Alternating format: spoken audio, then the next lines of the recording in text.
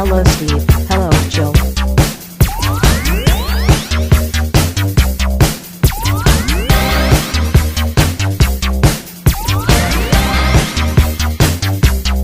It's time to game classy. Test.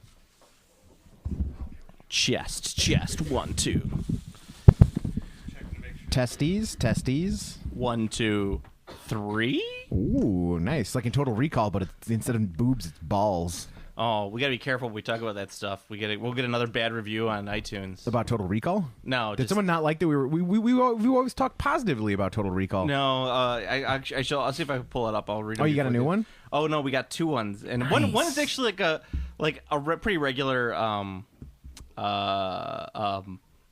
just review, just like I don't like you. You guys, I'll see if I can find it. I'm ready. Just like a casual dismissal, because I enjoy those. Yeah, I do appreciate more like indignant anger in the reviews. Oh, there's one that has. Indignant anger is sweet, but I do I do appreciate casual, like, just disdain. Casual disdain. Yeah. Okay. Let's see. I'll have to go through the reviews. See all. I'm fucking ready. You ready? Is your body ready? I'm ready and excited. Okay.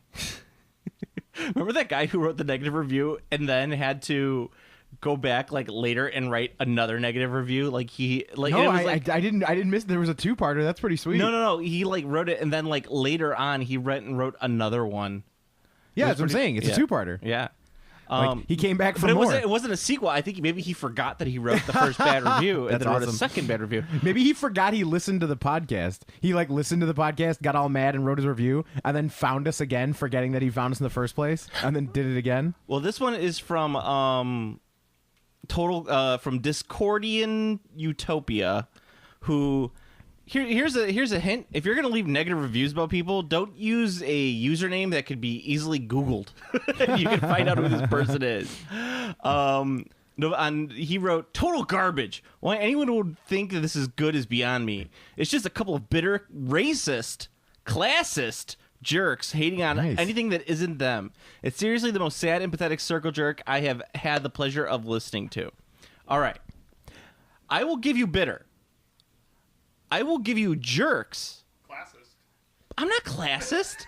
In fact, I think I'm of the low class. Well, I mean, does he consider classist because we don't like the rich? Does that count? Maybe, but I'm okay with that. But racist, sir. The only type of people that I hate are white people. That's the only type of Italians. Well, yeah, Yeah. All white people. All white people. I hate them all. They ruin everything. You ever try to go to brunch, Steve? No. You know why? You never gone to brunch? Because white people ruin it for everyone. I don't brunch. Why would I? That doesn't even make any sense. It's like brunch is delicious, Steve. But I've already eaten by then. Well, sometimes you don't. Sometimes you sleep in. No, I don't. I get up at 5:15. Sometimes you're like, you know what I'd like to drink at 11 o'clock in the morning? Alcohol. No, just I don't. hard alcohol. I don't. Mixed I don't in say with that. a juice of some kind. I don't say that. I'm not like that. I've never done that. Some vodka and orange juice together would be good. Maybe you know what I'd like? Champagne and vodka. Champagne. A mimosa. Champagne and a little bit of orange juice put together. Mimosa. Yeah. Maybe that's what I want at 11 o'clock. How can you call yourself a Discordian and not be into the chaos that we produce? I know. That's what I'm saying. He needs to rebite his golden apple. So yeah, that was the negative review on that one, which I would agree if he didn't put in I don't understand why he says we're racist. That's the part that bothers me more than anything. I'm like, you don't like the podcast, that's fine, but don't be going and saying things that aren't true. Yeah. That was a lame one. Not a fan. I like the ones where they're just like blisteringly angry and like incoherent. That one was just that guy was just spewing falsehoods. This is my other not a fan. 0 out of 10. This is Chip Chuck. Chip Chuck, nice. Chip Chuck. That's a good one. Can't really find out anything about him because he's got a pretty generic username. But he says you'll get about 6 minutes of game related talk in an hour of podcast. Not for me. I'm like, that's a fair review. That's a fair review and accurate. However, never ever have I said that we are anything informative about gaming. Also, I think 6 minutes is being generous. It's being very generous. Very, very. Actually, I got some gaming related stuff right here. Ooh. This is tabletop gaming related, but I got these for Pat because I was at Half Price Books and I saw these. And should I spoil what this is? Oh, or? he already knows. He already knows. I sent it to him. These are electronic gaming monthlies. Vintage EGMs. Yeah, this one is from '92. Magic Sword EGM previews the latest mega hit for the Super NES. Someone had obviously a collection. He was like, you know what? I'm gonna hold on to these EGMs because they're all about Street Fighter. Are they all Street Fighter? Look at this classic Game Pro. Oh no shit! They're all just Street Fighter. Yeah, that's kind of cool. That's why I got it for Pat because I knew he liked it. And also that makes sense. This one, which is a classic cover. Oh, Mortal Kombat 2. Nice. Yeah. I had this issue back in the day. I was going through these. I was like, God, video game magazines were amazing back then. Like, you could just go through it and you just look at, like, playthroughs. Video game magazines were interesting back then because, like, covering video games was more interesting because you didn't know and nobody knew. That's why you would get blown out because you'd go and buy a game that sucked. It's true. It's very true. It's a lot harder to... It's more likely that you will buy a game... It's more likely now that you will buy a game that you don't like and declare it sucks and is a bad game, but is not actually a bad game. It's just not to your taste. That's far more likely to occur now than actually buying a bad game. Yes, minus going into like a weird like indie hole of like like itch.io where there's just like random crap uploaded. Yeah, or like on a Steam sale, going, you know what, this might be interesting. Sure. So minus the games that are like clearly possible shovelware. Yeah. Before, in the halcyon days of the 90s, like the Wild Wild West, Wiki Wild Wild West. You had I don't know if to say Jim West. It's a good chance, but you definitely had a chance of buying a game that was just dross, like possibly nigh unplayable, like Dr. Jekyll and Mr. Hyde on NES. Actually, an unplayable game. It just doesn't work. like half the features of the game fail. Yeah, so things like that. Like that was back then. And that's why I think video game magazines were more exciting because also the frequency of games was way smaller. Yeah. Like I mean there were a shit ton of games that have been released for the classic consoles, but like compared to now, it's not even close. There's a bajillity billion games for fucking every system already, not even counting Steam. I've been playing the Super Nintendo, the SNES Mini, and they must have done something to it because the graphics are completely different than the actual SNES graphics. Because I was like, these graphics look way too pixelated. Wait, what is it? What were you playing? The SNES Mini. Oh yeah. I was like, these graphics look way too pixelated. Yeah, because they're on a HD TV. No, because then I plugged in my original Super Nintendo, and the SNES graphics were nowhere near as pixelated as what. So they must have done something in the ROM. No, it's HD. What you need to do is you need to turn on. There's viewing modes.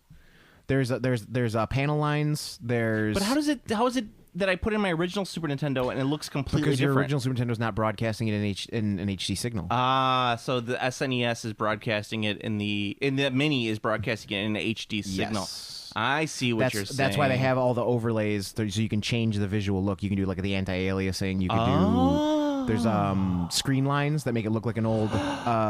Is this in the actual SNES Mini? Yeah, I'm gonna do that. Yeah, there's visual options in. I learned something today. Mm-hmm. The more you know. Yeah. Oh man, Spanky's Quest.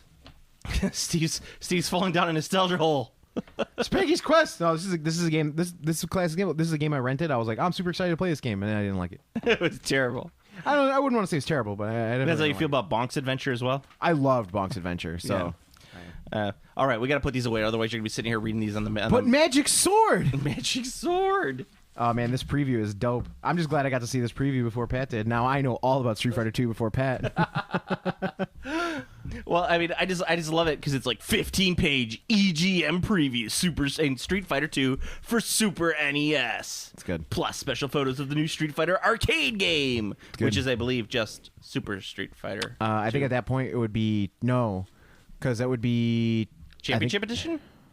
Hang on, because it goes Street Fighter 2. Then Street Fighter 2 Championship Edition. Then I think it's Street Fighter 2 Hyper Fighting. I can't keep track. There's so many fucking Street Fighter 2s.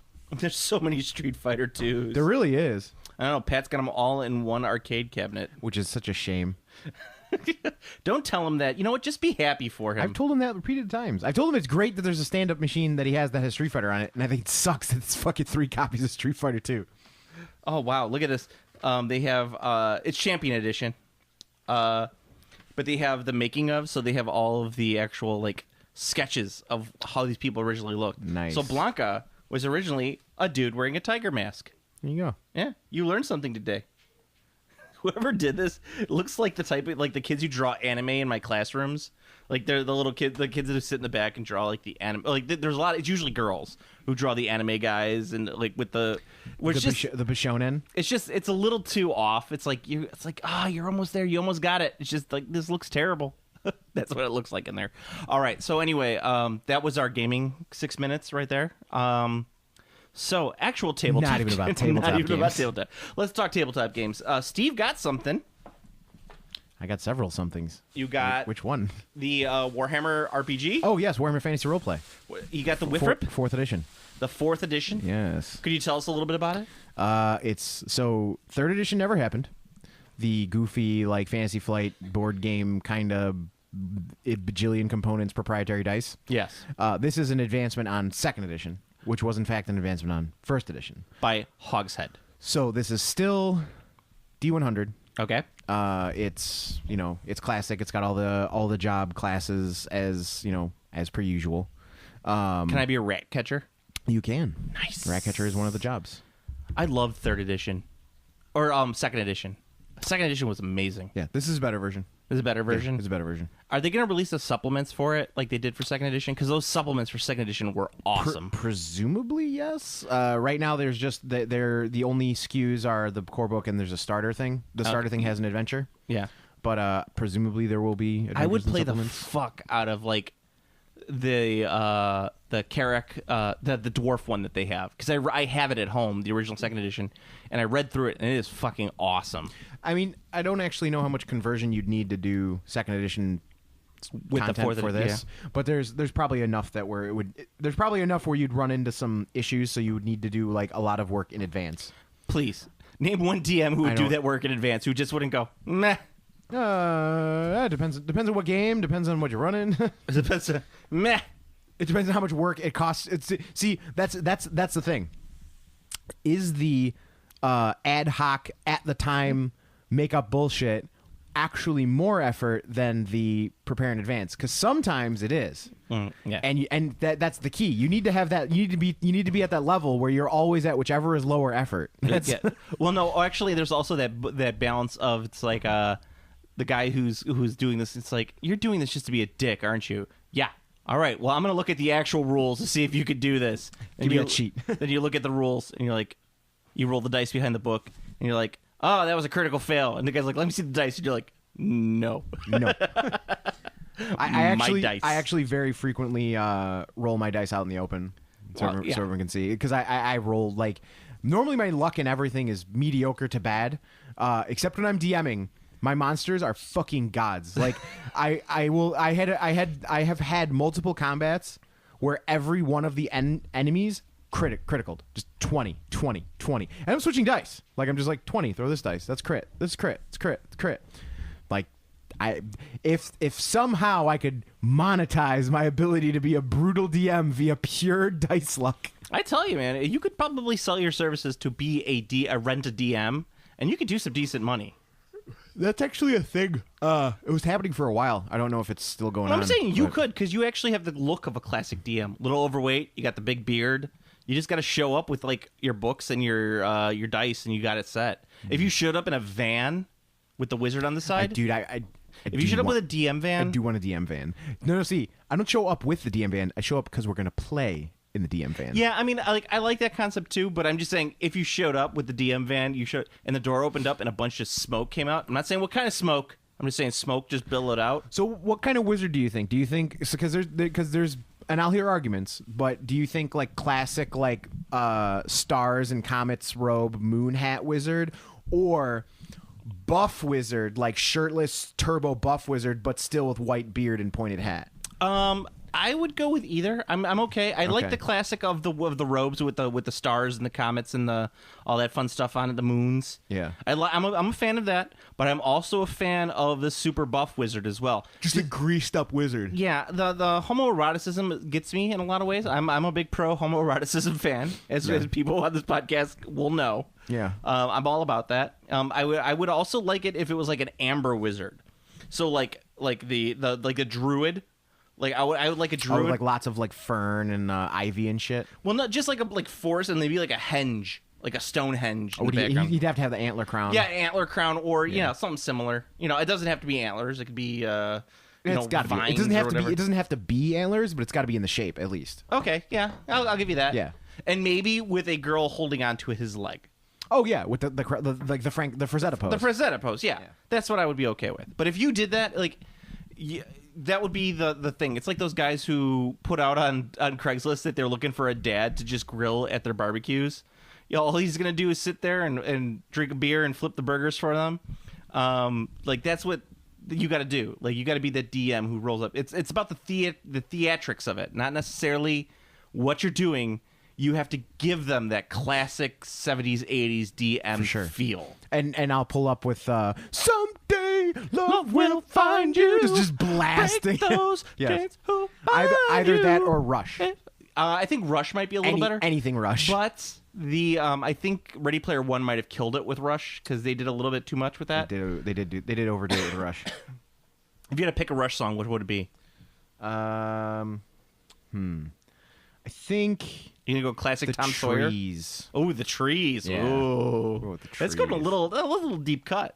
Well, So I'd go classic Tom Sawyer just because you're playing against people. Well, see, that's the thing. I'm going to roll up and I'm going to be playing the trees, and they're going to know it's Rush, but they're not going to know what song it is. It's going to add to my DM cred. It's a little bit. I think you got to for the theatrics, Tom Sawyer, because these people are so, they're normies. They're not gonna. So maybe what I could do is I could time it so that as I'm pulling up, the trees is ending and Tom Sawyer starts. Like, it's just like the last few bits of the trees, and then Tom Sawyer starts blasting. Tom Sawyer starts blasting. Oh. So they hear the trees until the van opens. And then Yes, then it opens to Tom Sawyer. yeah. See? Today's Tom Sawyer. Hey, got hot. Yeah, I'm okay with that. Yeah, that works. All right, I good. love Rush. Rush is so great. Yeah, Rush is pretty sweet. Actually, I take that back. I like the best of Rush. I can't listen to all of Rush. Yeah, the best of Rush is pretty sweet. It's too much for me. Too much. So Wiffrip, how you feeling on it? You feeling like it's worth it? Yeah, I like it. I like it a lot. I think if you're a fantasy roleplay fan and you're looking to play a bit more of a, it's not streamlined as much as just improved, which I do like. Is it still crunchy like the old one? The old one, and I remember second edition being real crunchy. It really doesn't have anything different in terms of like the base complexity. It has some optional rules where you can make a few things faster with like one of them I really like, which I'm going to be using is for success levels, which is normally in Wiffrip you roll a skill test versus your appropriate skill, and then when you score a success, the difference in the tens place and your skill gives you that many success levels. So for example, if your skill is a 7 or a 70 and you roll a 10, you have 6 success levels. Okay. But you have to remember what your skill is, and you have to go. And I don't know if modifiers count. I'm not 100% sure. I believe they do. So like it can get a little like mathy. That's what I'm saying. It's a little crunchy. But one of the optional rules that they presented, which I will absolutely use because I think it's phenomenally smart and a little more cool feeling to me, is instead of doing that, when you do a successful test, whatever your number in the tens place is your success level. So it gives you as your skill improves, it gives you a better, instead of always wanting to roll low because you always want to roll a 10 or whatever, this one you always want to roll as close to your skill as possible because your skill is going to be 30, 40, 50, 60. So when you roll a 50 or even a 60 and still pass, that's a +6 success level. I like the feel of that a little bit more because it's like you're hitting your skill like precisely. So then your skill bonus goes up accordingly, which I like. It works out to be essentially the same. Like there's not a very big appreciable difference between you rolling a 10, subtracting that from your skill, and then making that the success level. or just having what you've rolled as a success, other than a lot of speed. Yeah. So I do like that a lot. They've added some things that make combat better, more interesting. Because like if you've played a lot of Warhammer Fantasy Roleplay, one of the issues that you might have encountered, I'm pretty sure everyone will, is the whiff fests of the early game. When you're everyone's missing constantly. Just missing because all of their skills are like 35 or 40. You just whiff. So they have a brilliant system in this game that I don't think was in second edition. If it was, I completely missed it. But it's called Advantage. And in combat, there's a bunch of things you can do to gain advantage. And the GM is supposed to give you a token or a card or something to represent your advantage. Every point of advantage you have gives you plus 10 to whatever combat tests or anything you make in combat to test. Yeah. So if you have an advantage of plus 5 and your weapon skill is 35, you effectively have a weapon skill 85. Oh, nice. And advantage, you get an advantage for surprising an opponent. You get an advantage for charging. So like when you charge in, you get advantage for there's various things like anything like you can ad hoc advantage too. So like you could be like I throw oil behind the goblins and throw a torch to cut off their retreat. So like I'm gonna be like, well, that's not gonna do any damage to them, but I will give you advantage because of that, and maybe make them take like a psychology test or something. I think that the only thing that Wiffrip really that the actual Warhammer Fantasy role playing really needs to do is it needs to reward people for trying to kill their characters, because that's what Warhammer Fantasy was back in the 10 years ago. It was like every book that you ever read, the people died. It was everything people just died. Like, you're going to play a troll. I'm going to play a troll slayer. Okay, well, if you've survived 2 rounds and you've survived 2 sessions of this game, you're the worst slayer ever. So surviving the one, that's one of the things I like about this game is that it is, you do, like, combat is super dangerous. The gameplay is dangerous. And your characters do essentially have an hourglass running on them, because they have there's a system called it's Fortune and Favor. And then Fortune Glory? The other is oh wait, that's racist. Damn it. The other is resilience and resolve. So your or fate, no, it's fortune and fate. So your fate points are like big, like so what they are, the reason there are 2 things is there's one is the total number of points you have and it caps the other. So if you have 3 fate, you also have 3 fortune. You spend fortune replenishes at every game session, no matter what. When you spend fate, it's permanent, so it goes down. So if you have 3, you go to 2, and then the other pool respectively drops as well. Fate lets you do things like avoid your character dying. Like literally, you burn a fate point and your character does not die. They're instead there's 2 options. You can choose my character is incapacitated. You can choose that, which is you go down through some circumstances you are out of the fight, but you're alive. But you're removed from the fight. And there's so that could result in you like if you were fighting on a river, you could have washed away in the river, or like you could have been captured. So there's a bunch of different ways to do that. That's the first one. The other is if a blow would knock you out, like if you'd go below, if a number of incoming wounds would take you down, you can ignore that attack. Oh, okay. But that's you're still in the fight. You're still completely in the fight because you don't even take the damage. Yeah. But you that's it. You only ignore that one strike. Well, and maybe you shouldn't have tried to attack Archeon level 2 character. And then combat keeps going, but those points are finite. So like once you've spent your fate points, if somebody hits you with a crit, because the criticals in this game are the deadliest fucking thing. Like as well they're they should super be. deadly. Like if you roll there's 2 types of criticals. There's critical hits, and then there's critical wounds. Critical wounds are what critical hits do, but there's 2 ways to get them. One is your opponent scores a critical hit. The other is you take damage over your wounds, because you never go to negative wounds in the game. But whatever whatever your negative wound score would be is it does matter, because if that is your toughness or higher, you have to take the full test. If it's your toughness or lower, you apply a minus 20% penalty to their roll, so you can't be killed. You can't be one-shotted, I should say, because if you roll 00 on any of the criticals, 00, it's instant death. instant death. You're just death, death. Just fucking dead. Like, you're dead. Yeah, which is, and I think that's great, and that I think works for the setting. Don't you love it that Games Workshop now in the world of Age of Sigmar, has produced 2 games that are back in the fantasy world as well as many multiple mobile games that are in the fantasy world as well. Well, the world that was. Yeah, they're doing it. They're doing it right. Like they like the minis game they're pushing is the game they want to push, but they still have a very good IP with the world that was.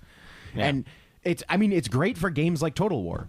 Yeah, it's awesome for games like Total War. The game is super fun. Yeah. It's good for fantasy roleplay. They're also doing an Age of Sigmar role-playing game, which I assume will be nothing like Warhammer Fantasy Roleplay. I imagine it will be very sword and sorcery, D&D style, like murder hobos. I would hope it would be more like Vampire the Masquerade. That makes absolutely no sense. Vampire the Masquerade is back, by the way. There's a new edition. Ooh, is it in POG form? No, it's in collectible hardcover form, I guess. Oh. Sorry. Oh, Vampire the Masquerade. I am a Stormcast. I'm just gonna hit things with my hammer. I'm actually looking forward to seeing that game. I want to know how it's gonna play. Be interesting. I think it's gonna. Well, I think it's gonna be very murder hobo because if you think about how the world works, like or how the worlds work in Age of Sigmar, like it's basically like. Well, the world don't move. You've played Diablo 2, right? No. You haven't played Diablo 2? Nope. The second Diablo. You've never played it. I was getting laid when that game came out, man. And you weren't also playing Diablo 2? No, I was not playing Diablo 2. No. I don't know when that game came out. Like 98? Yeah, I was a freshman year of college. I was focused on other things at that time. 97? I don't know. Maybe it was 99. I don't know. Someone's gonna know. Someone listening knows off the top of their head. Whatever, nerds. Have you played the first Diablo? No, I've never played the first Diablo. I didn't have a computer that could run Diablo. It all's coming together now. Diablo Canyon 1? Why can't you act more like Diablo Canyon 2? All right. So that kind of throws my analogy out the window. I don't know. Whatever. So you have it's very much you have a town. And the town literally does exist in a vacuum. So, like, when you leave the town, you go to a portal and you go to somewhere bad and you fight things and you go back to the town to be safe. Oh, okay. Like that's Age of Sigmar. Like that's how Age of Sigmar is. Like that's like the plane of Akshi, the fire plane. It's completely dominated by Tzeentch Khorne. Like there's no safe settlements. Like the only Hammerfall actually. There's Hammerhall actually. Yes. That's the whole part. The first arc. They're them bringing settlements back. But what I'm saying is like if you start your game at the start of the Age of Sigmar, like there's nothing safe. You end up with you have to go through the portal and you have to secure the portal. Yeah. Yeah. That's it. So I'm interested to see what they're going to do for that game. And you have to fight Korghasku. I imagine it'll be a very cool like adventuring thing because like Shadespire and stuff is like adventuring bands leaving wherever their home is and like taking the arcane portals to like go places. Yeah. So it's kind of exciting. The realm of death. It definitely seems like it'll be more. Shaiish. I think it'll be the most D&D out of the any of the Warhammer games, which makes sense. It makes sense for Age of Sigmar to be that like high fantasy, like we're going He-Man. on a fucking He-Man. You know, it makes sense to be He-Man. Warhammer Fantasy Roleplay is not He-Man. If you try to play as He-Man, you're gonna die fast. You have to play it like you're in the 15th century and you have the plague. Yeah, because the plague is all around you. That whole thing I was telling you about advantage that applies to players. Also applies to the enemies. Yeah. So if combat starts going against you and their advantage starts stacking up, you gonna get fucked. Yeah. You're gonna die from rats very quickly. Yeah. So what else new did you get? Then you get buboes. I got this. You got Call of Cthulhu. Yeah, I got Cthulhu. Cthulhu. I got Call of Cthulhu. What is that? Is that the rule set? This is the starter set. That's the starter set. This is brand new. It just came out. It just came out, eh? Yeah, it came out this week, I think. Oh, Book 1, Introduction and Alone Against the Flames. Book 2, Call of Cthulhu Ruler Set. Starter Rules. Book 3, Adventures, Ready-Made Investigators, Blank Investigator Sheets, Role-Playing Dice, Handouts. Adventures, Alone Against the Flames, Edge of Darkness, Dead Man Stomp. Oh, I've played Dead Man Stomp. That's a fun one. Paper Chase. Oh, that's cool. That's pretty cheap, too. Yeah, I like it. I dig it. And then I also grabbed the 7th edition core books, the Investigators book and the Keeper rule book. Yeah. Call of Cthulhu is an interesting game. I didn't realize this, but I don't want to be so bold as to say every edition, but many editions are just fully compatible with the previous editions. Yes. So like this 7th edition Keeper book is like all you would really need to buy if you want to upgrade your game because all of your supplements are still good. Yeah. And then That's it. And then they release new supplements for 7th edition. Yeah, I think. When was the last major? I think the last major change was like, maybe it was 6th. Was the last major change? Yeah. This one's similar. This one's very similar to 6th. Because 5th wasn't. Well, and 6th and 5th aren't even that different. And 5th is compatible, I know, with 4th. So I mean, yeah, it's kind of weird. You just kind of got to look at it. Most of the time for Call of Cthulhu, you could really, if you're gonna run the modules, which I do recommend for Call of Cthulhu, because unless you are really, really good at coming up with horror stories, the modules are good enough. There's actually a secret to doing your own fly-by-night Call of Cthulhu stories. Yeah. Don't write a Cthulhu story. Yeah. Just write a story about something, and then at the end, put a Cthulhu in there. Fly by night away from here. So it's like do a detective story. Like watch. Okay, here's the easy one. Watch the film The Maltese Falcon. Yes. Just watch that movie. Now, spin a way for your characters to play in The Maltese Falcon. Except in the end, The Maltese Falcon is actually a fucking shrine to Nyarlathotep. Now put those things together. Boom. You've got a really good Call of Cthulhu story. Yeah. Well, there you go. It's actually not hard. You don't need to be great, but what you need to do is you need to be able to pull the right things for everything. Because basically any noir film, even the bad ones, will still give you a decent feel for how you should be running your game. I don't like Call of Cthulhu in any other era other than the 20s. 20s, yeah, it's got to be the 20s. I mean, Cthulhu by Gaslight's not terrible. It's okay, but I like the idea of the Tommy gun. I like the hard-boiled. I like throwing the hard-boiled detective into the mix. He's like, I don't care what you book-learned idiot says. I got a Thompson that's got another word to speak to him. Quiet, you, or I'll box your ears. Rat-a-tat-tat. Rat-a-tat-tat. You see the gams on that dame? Bum, bum, and then you could be super sexist, and it'll be okay. Well, we can't be sexist. We've been called out on being sexist. Super sexist. Not regular sexist. Oh, okay. Super sexist. Okay, that works. Hey, dame, stop yapping your gums, and why don't you go get me a cigarette? Hey, see, it'd be fun. And you get to use racist words from the 1920s because it was okay back then. Yeah. I don't think it was really okay back then. It was not okay back then. Yeah, I think there was a lot of people who used it was not okay. It's just like now there's a lot of people who use it. And it's not okay. But they think it's okay. Yeah, they think it's okay. Yeah. It was never really okay. No. Good people never did that. Yeah. They never did. You know who did that? H.P. Lovecraft. Yeah. In case you haven't heard H.P. Lovecraft's of H.P. Lovecraft's incredible racism, just Google H.P. Lovecraft's cat. Oh, just no. Yeah. That is your homework, dear listeners.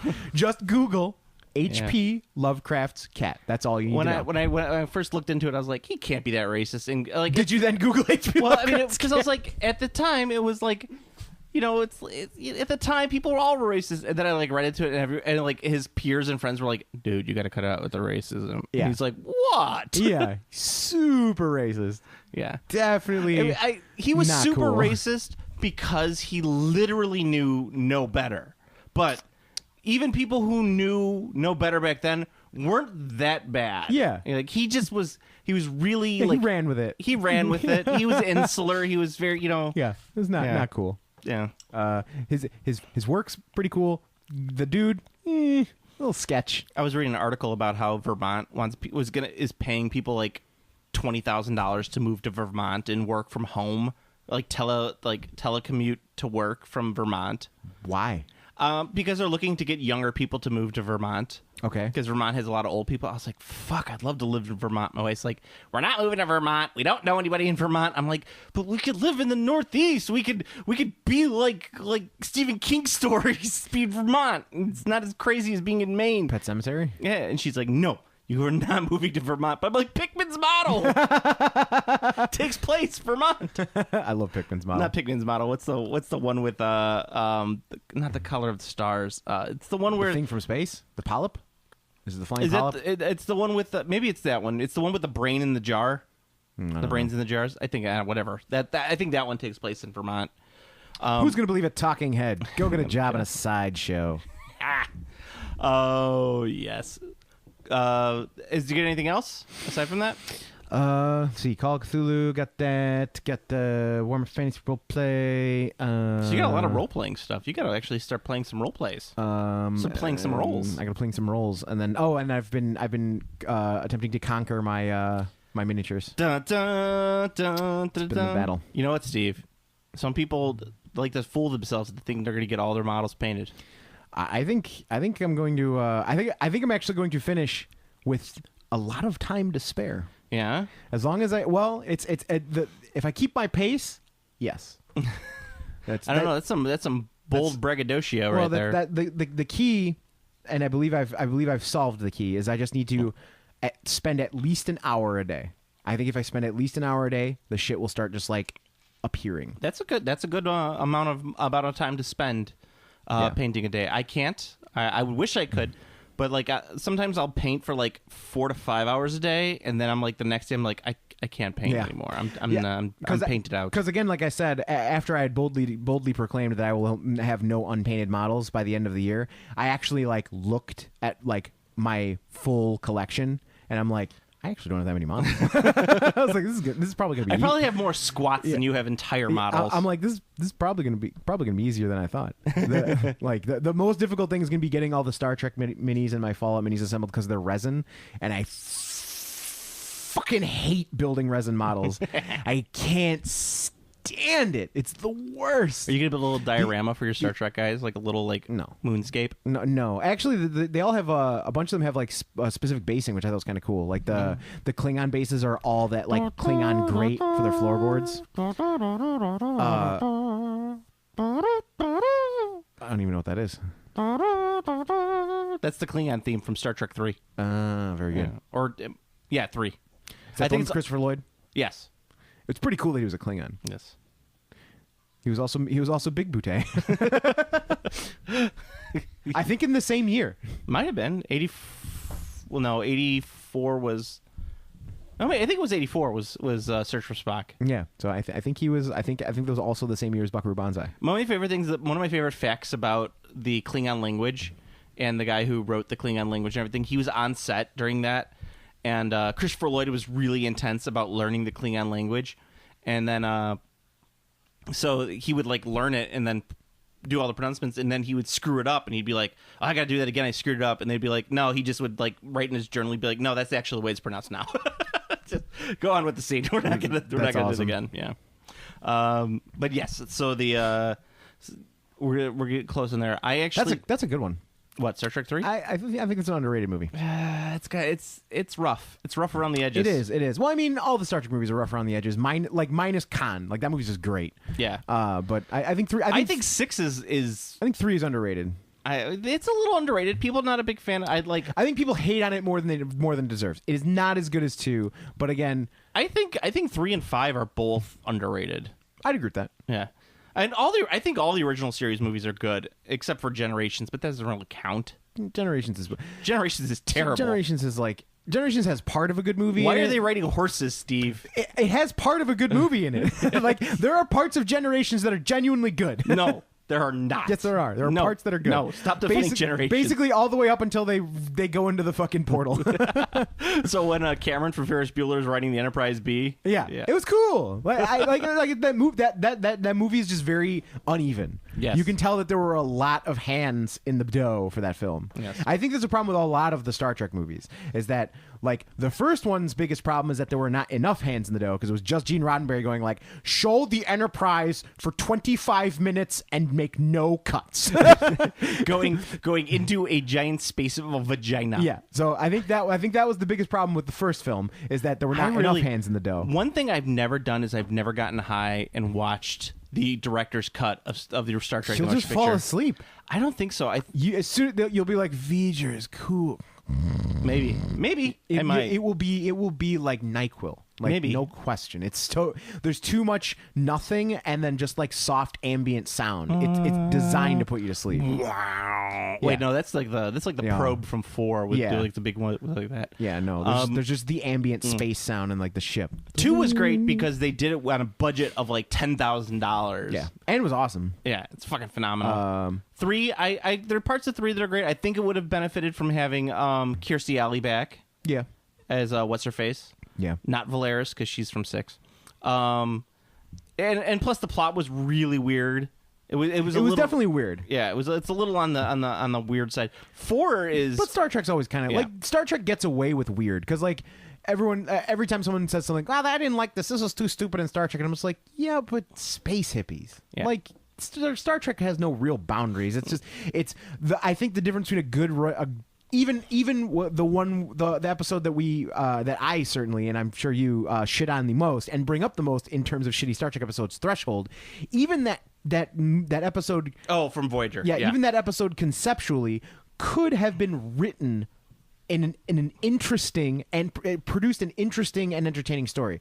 The concept is not stupid.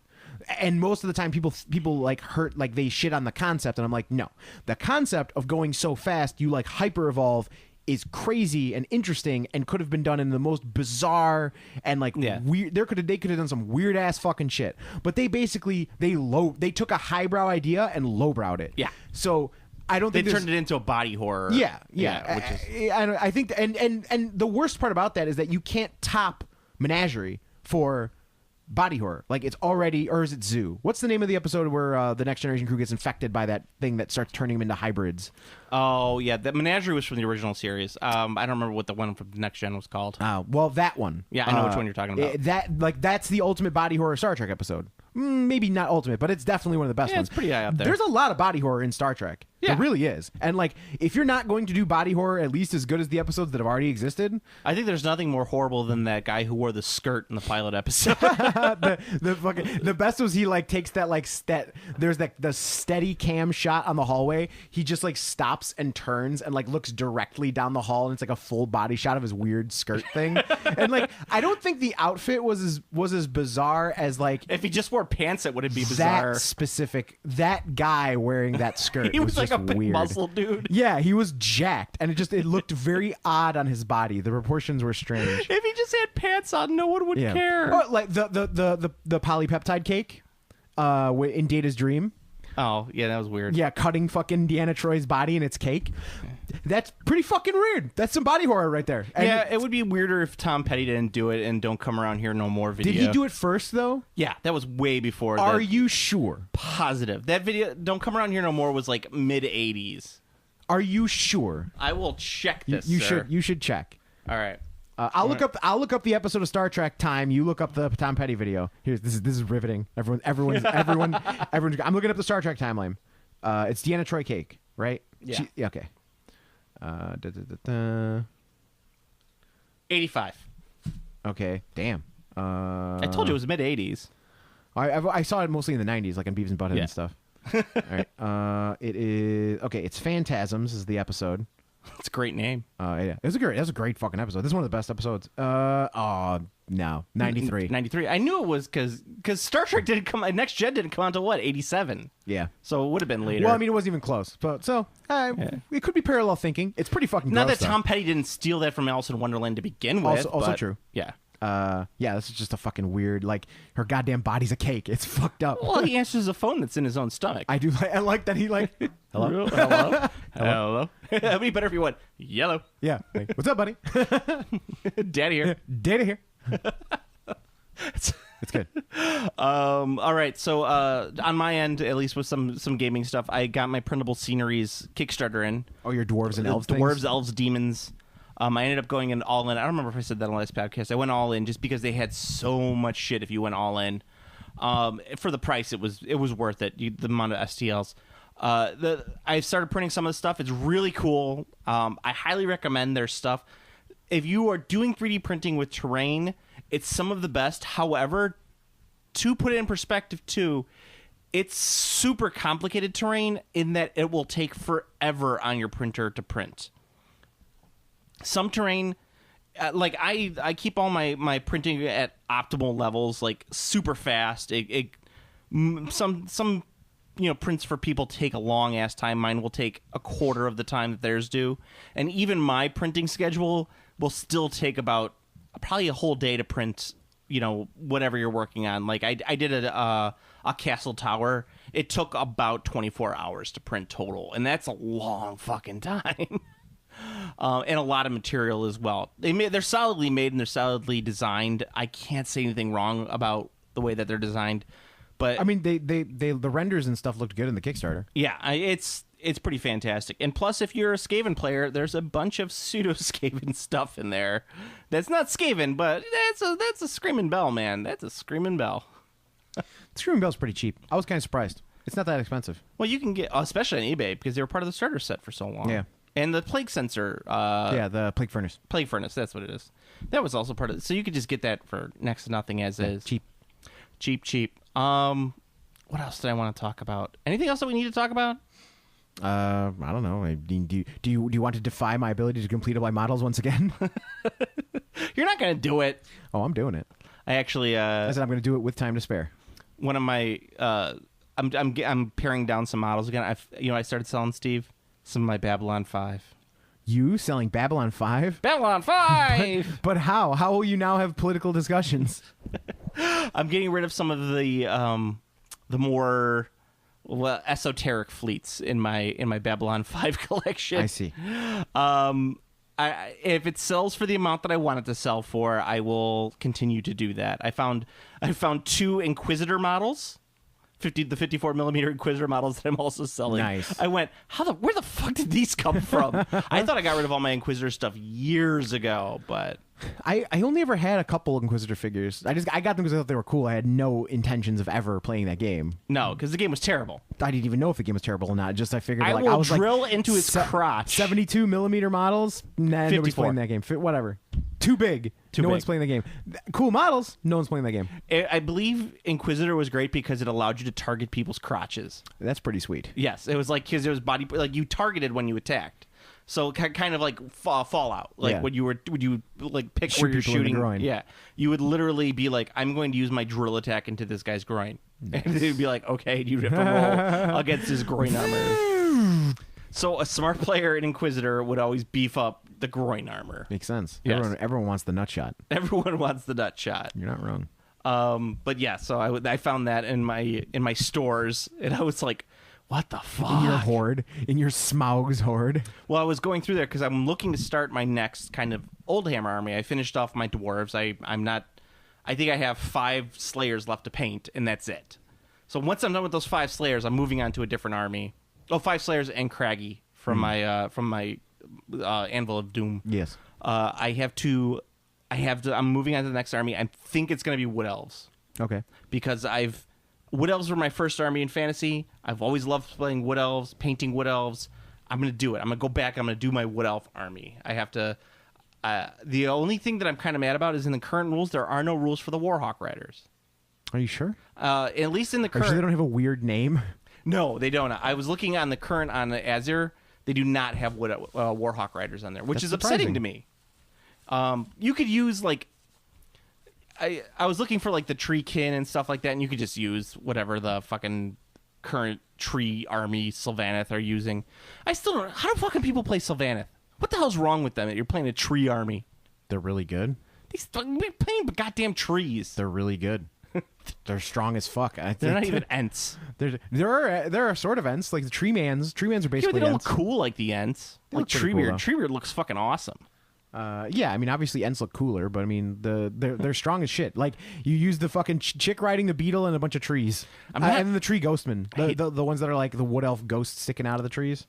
I hate that goddamn beetle. I love the beetle. He's so cool. There's nothing else like it in the army. That's what pisses me off. Yeah, it's unique because it's a special character ridden by a god. Well, the god is cool, but she should be writing on something that's thematically similar to the Sylvaneth. If there's anything else in the Sylvaneth army, like, oh, there's a swarm of beetles that are part of your army that you could take. I don't know. That's great. You could take that. I don't know, man. There's lots of things that are riding. There's lots of big things that are riding. It's like the Jabberslythe. The Jabberslythe looks nothing like anything else in the Beastman army. It's a weird model. And someone sculpted, and they were like, "Oh, this is a cool model." I But sculpted. Beastmen also can use the cockatrice and like, all the weird animals are in the Beasts of Chaos list. Yeah, Like, but all the weird ones. But like that was a model that was fish thing. specifically sculpted for the Beastman release in 8th edition or 7th edition. I don't remember which one. I think it was 7th. And they were like, they just released this model that looked nothing like any of the other Beastmen. At least the majority of the models looked like Beastmen. It was very annoying. Remember the Razor Gourd and it looked like Pumbaa? Warhawk Riders, minimum 1, maximum 6, 40 points. Is that in there? It's in the Wood Elves compendium list. Oh, but is it not an army builder? I don't believe the compendium lists are in the army builder. Okay, so that's why I didn't see that. But they are in there. You can find that. There's no substitute for playing them with the new stuff. But if you play the Wood Elf thing, they're in there. They have War Scrolls and everything right here. Yeah. The Warhawk Riders, etc. I only go off the army for the army builder. The PDF is like you can find it super fast. If you actually look for Warhawk Riders Age of Sigmar, it's like one of the first results is this thing. The second result. There was one of the local stores by us has they do buy-ins. People sell their old Warhammer stuff to the store and they sell it used. Some guy brought in an old 4th, 5th edition Wood Elf army, and I was Did you buy it? I was so close. I was like, I do not need any of these models. I already have a Wood Elf army. It's completely different looking than this army. I will not spend my money on this army. Nice. All right. So, do we have anything else that we need to talk about? Nope. Did you see our Aquaman yet? No. I've not seen Aquaman yet. Did you see the trailer for? I don't see a lot. I don't see a lot of films. Speaking of H.P. Lovecraft, have you seen the trailer for Us? No, not the trailer for Us. Oh, because that movie looks fucking awesome. Yeah, that's not really Lovecraftian. I don't know. Well, it's because he's got that Lovecraft Country show which is coming out at some point. Yeah, I started reading the book. I thought the book was really good. When I found out it was written by a white guy, and I was kind of like, fucking white people. I just hate Jordan white people. Peele's not a white dude. I know, but the guy who wrote Lovecraft Country is. I really want to know if that dude was accusing us of being racist because of our firmly held beliefs against other white people. That's what I'm wondering about. I gotta know. I gotta Maybe. know. You hear that, white people? Maybe it was all your knocks on the Brits. That's what I was kind of thinking it might be. I wonder if he was a British guy. I bet you he is. I bet you he's accusing you of being racist towards British people. Well, not just British people, English people. I like British. I like Scots. Is some Scot going to take real offense to that because you called them British? Well, they're from the British Isles, right? But wouldn't you call them Scottish? No. Well, you could call them Scottish, but British people, Great Britain, the island, is Wales, England, and Scotland. Okay. Yes. Okay.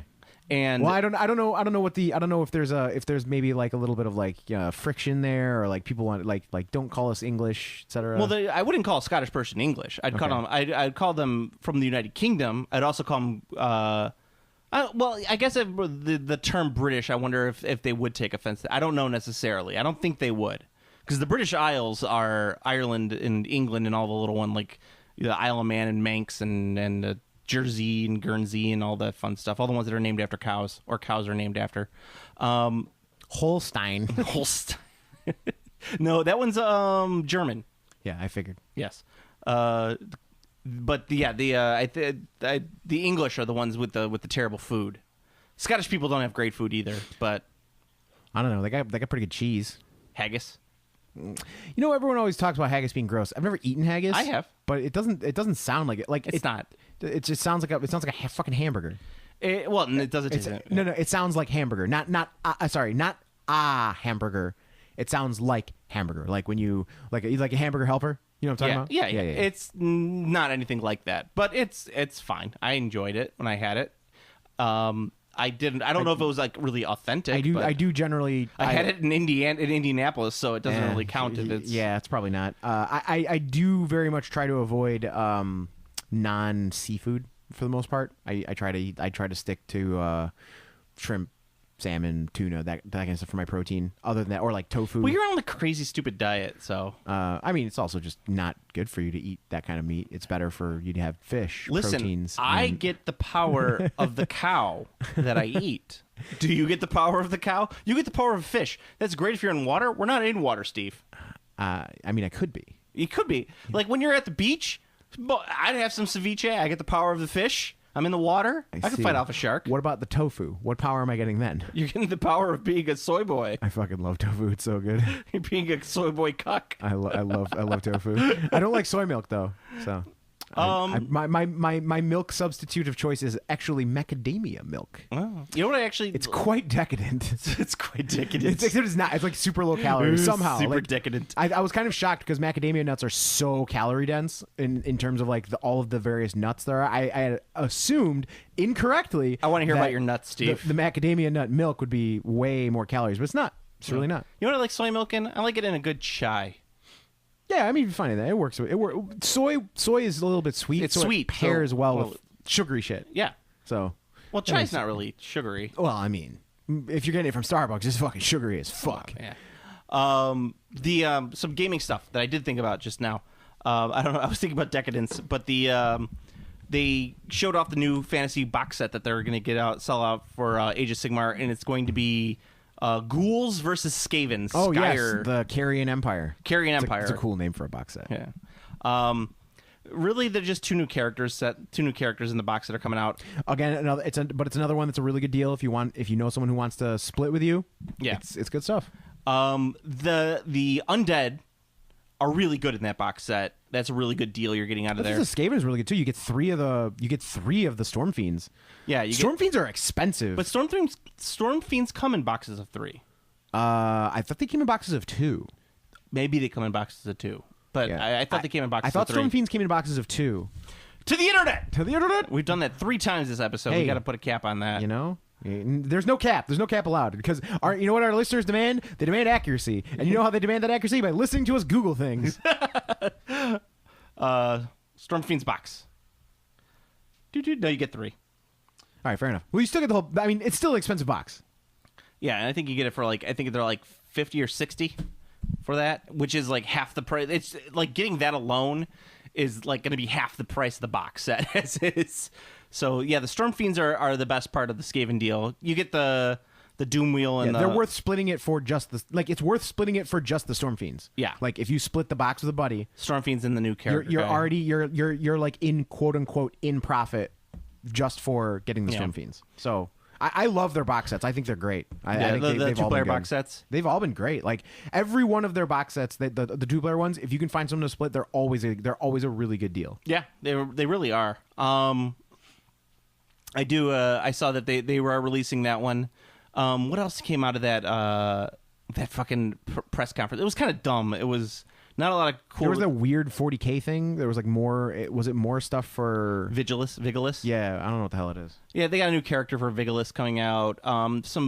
They finally showing off that they're Vagilus, the Vigilis, the Vagilus. Yeah, it was mostly about the Carrion Empire stuff. I think was the big thing, which goes, as Steve pointed out, that if that's coming out, then that means they're probably going to be releasing a Skyer book. Yeah, so which would be cool because I got a shit ton of Skyer stuff. It also just makes the most sense because it would fall in line with the way they've done their box sets already. Like they do a box set that has two established factions or 2 factions in them. One of them gets a book shortly after. Like when they did this Skitaria Necron box, like shortly after that box came out. Bam, Necron Codex. Yeah, and when they did the Plague, the Nurgle... Yeah, Blight War, the Bam, Nurgle... Nurgle book. Yeah. Yeah. You got so excited when that Nurgle book came out. I'm still excited about it. Remember how big of a boner you got about the Nurgle stuff? I do. I'm looking at Nurgle models right now. Oh, man, that Nurgle stuff. I'm actually hoping for some good love for some of their weaker... Like, it's kind of like, I don't... It's weird because I think Nurgle is top tier in Age of Sigmar. I think they're one of the strongest armies in the game, just by merit of like they play the game very well. They don't have stuff. They don't beat you over like the death of like special like Nagash. They don't have just shit that's like so grotesquely overpowered where you're like holy fuck. But they're just good, and they're like everything. They don't have anything that's less than a B. Did you see the Rotkin model that was in the newest issue of White Dwarf? Yeah, he's fucking cool as shit. That's a great conversion.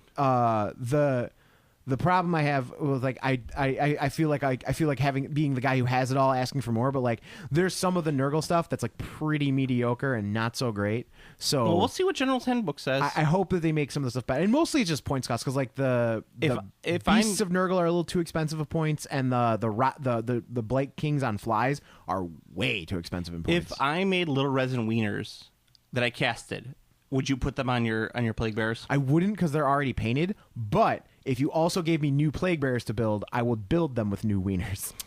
I think I should just do that conversions for fantasy figures, just wieners for fantasy figures. Just wieners, like sell them. Oh, 3D print them. Well, 3D print a sprue of wieners. Too small. You can't print a sprue. It's really small to print out wieners. I mean, if I had wieners. Oh, big giant wieners. Yeah, make them giant.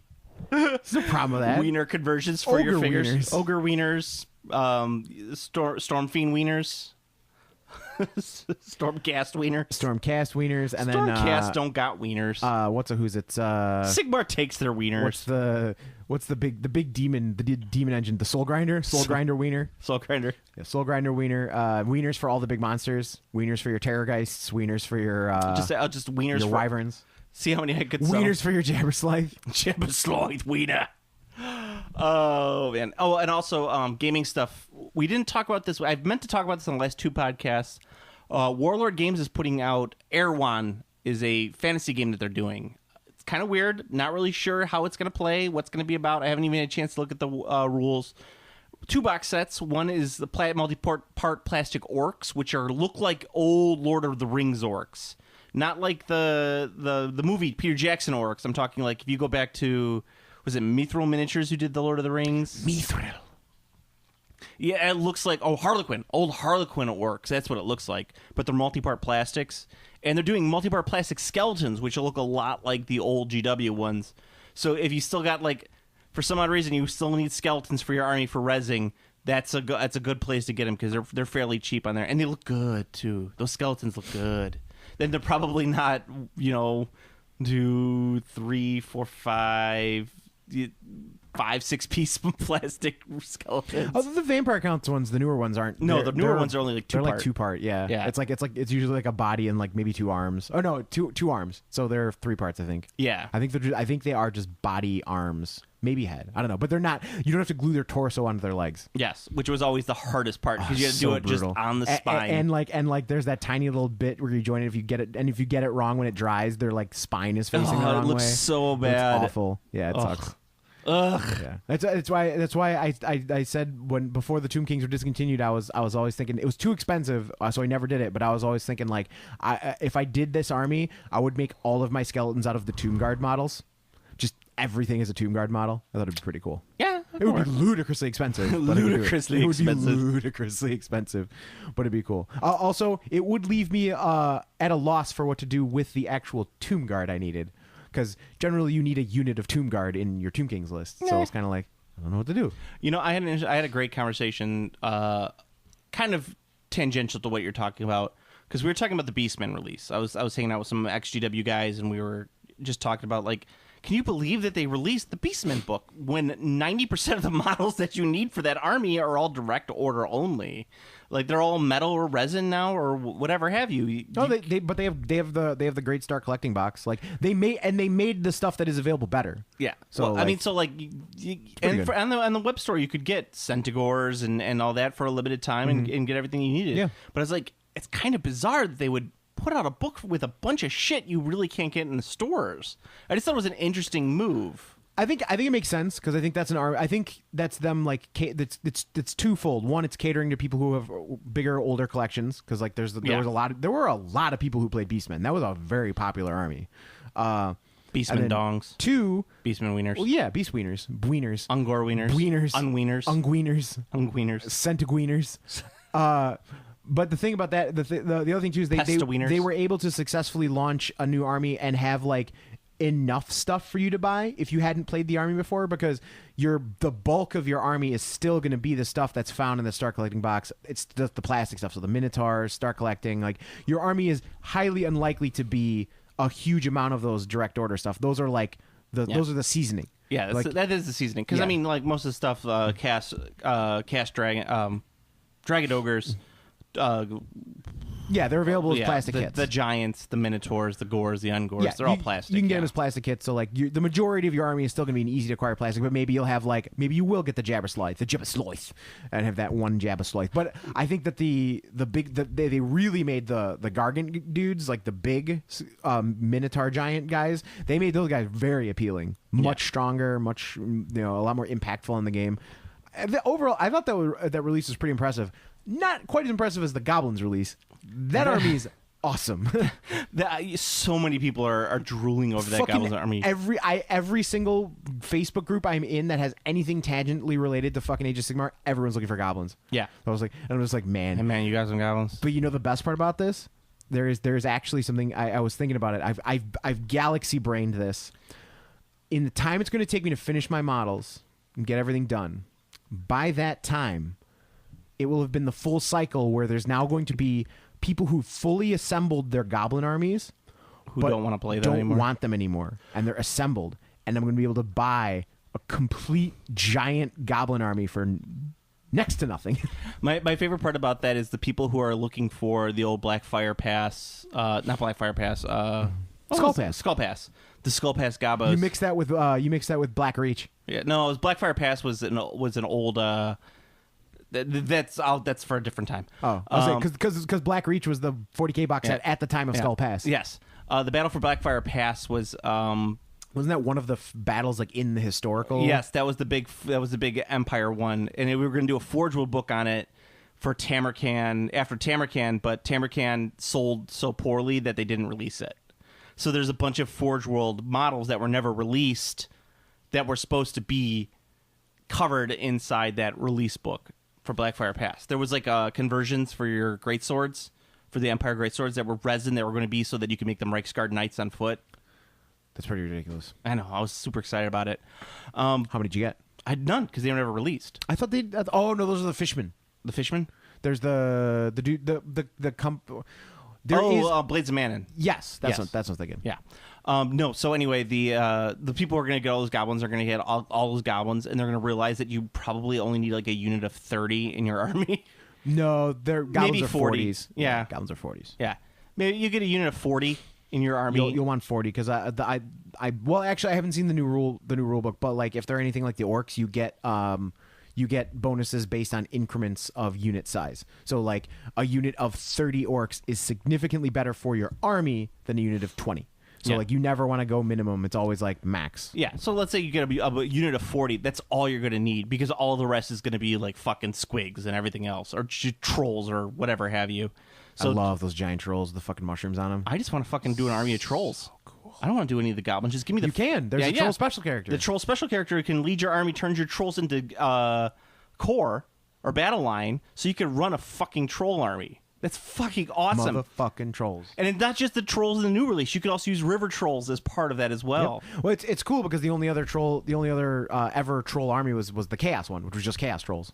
Yeah. And it was kind of lame. It was kind of lame that Chaos got that before Orcs and Goblins. Whatever.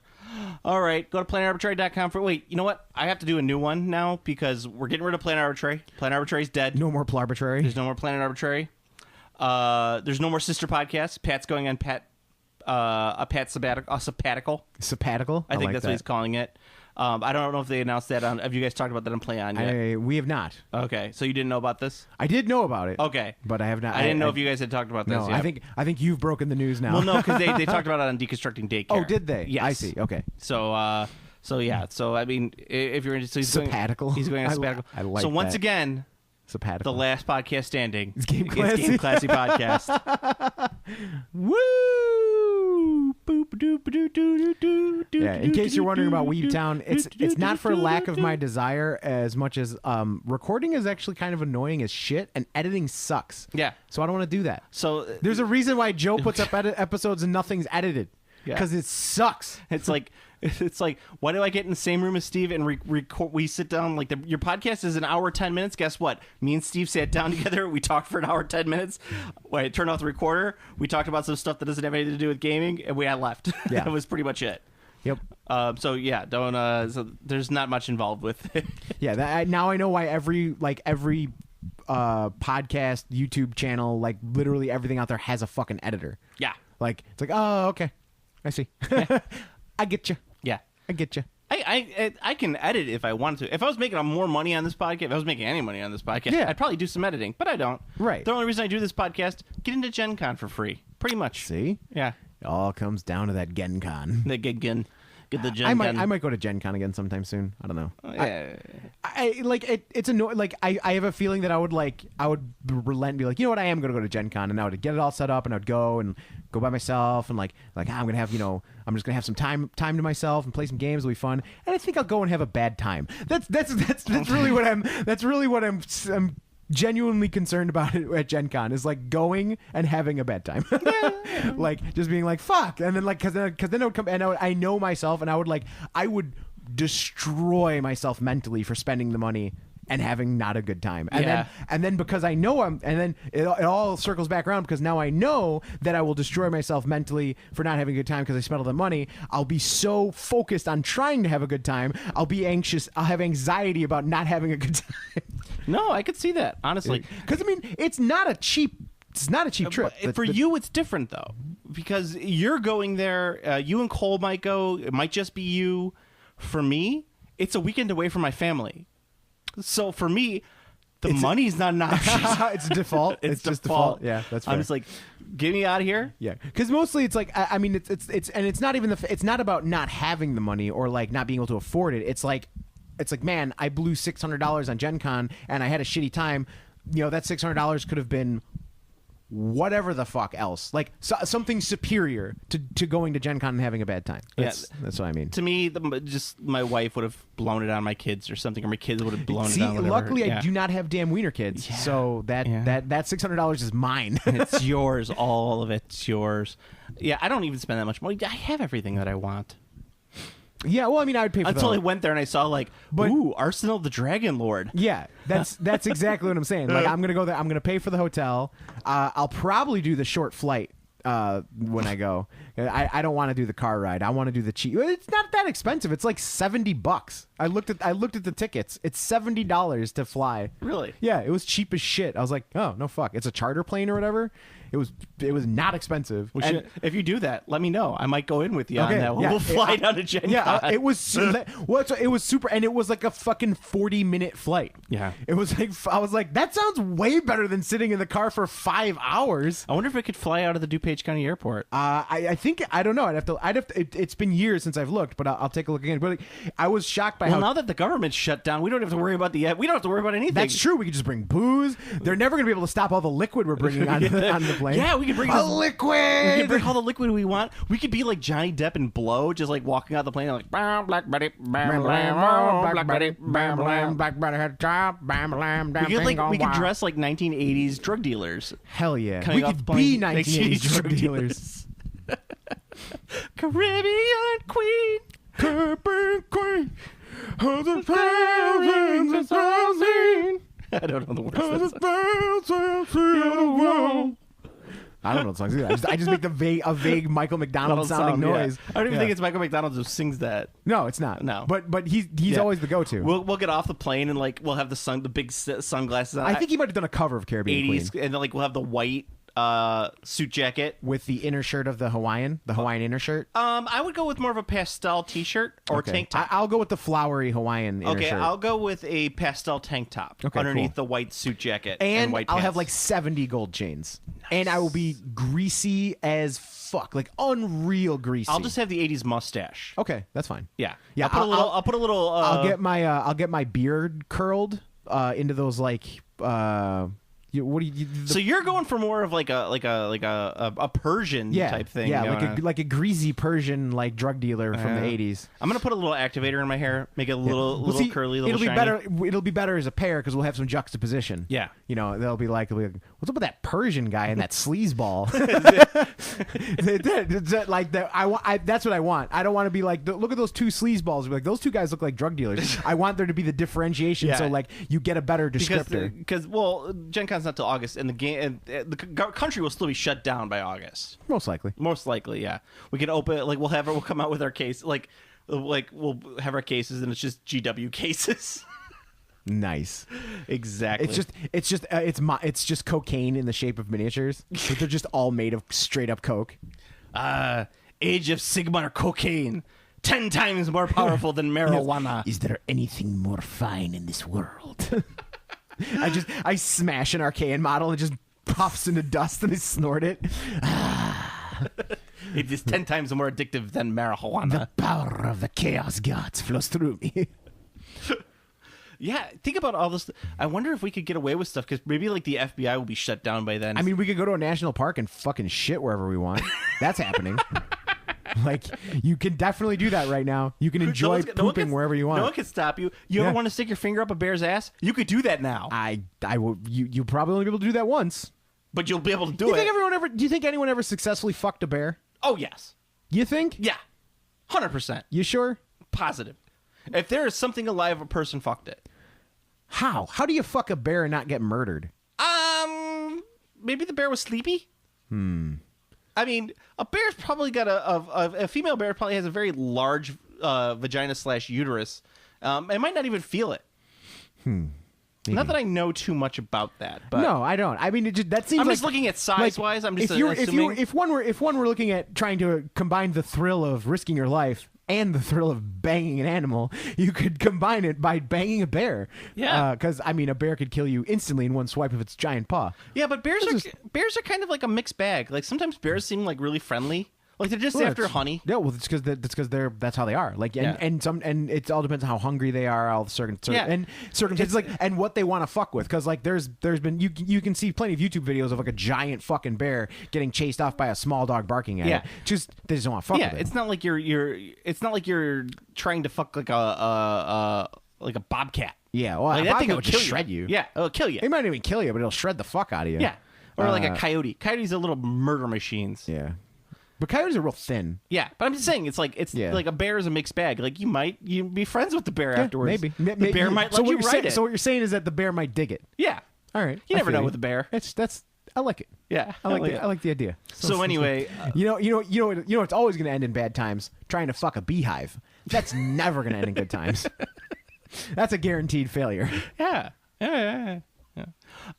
So possibly priapism.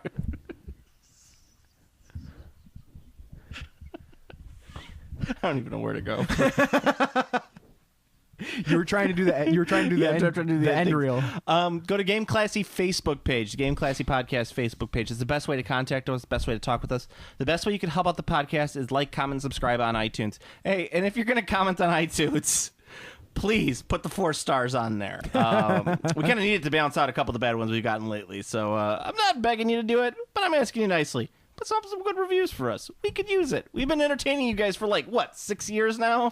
It's been a long time. It's been a long time. We've been doing this cast for a long time, and we've missed one episode, I believe. No, we missed a couple.